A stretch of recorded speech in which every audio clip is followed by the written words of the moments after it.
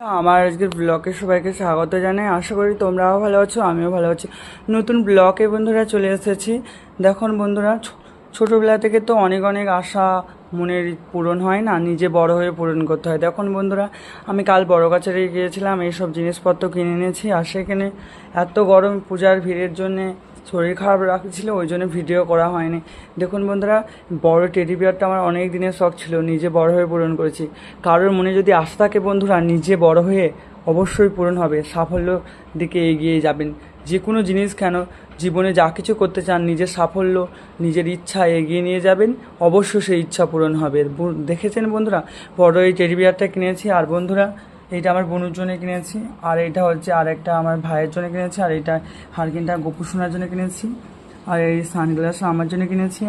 আর বন্ধুরা, ওইখানে দেখতে পাচ্ছেন যে ছাপা আছে, কোনো ঠাকুরের ভগবানের ঘে হয়, তিলক মাটি কিনেছি, আর নন্দী, আর শিবের ছোট ত্রিশূল ডুবডুবি সমেত, আর সাপ কিনেছি। কালো ওইটা হলো সাপ কিনেছি, ওইটা শিবলিঙ্গের জন্য।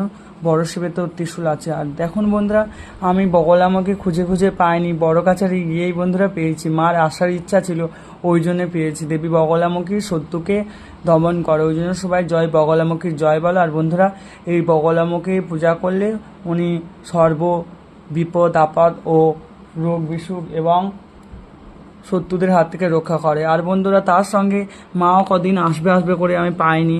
সত্যি কথা বলতে নেই বন্ধুরা, এই সন্তোষী মা চলে এসেছে। সবাই প্রেমসে বলো জয় সন্তোষী মা।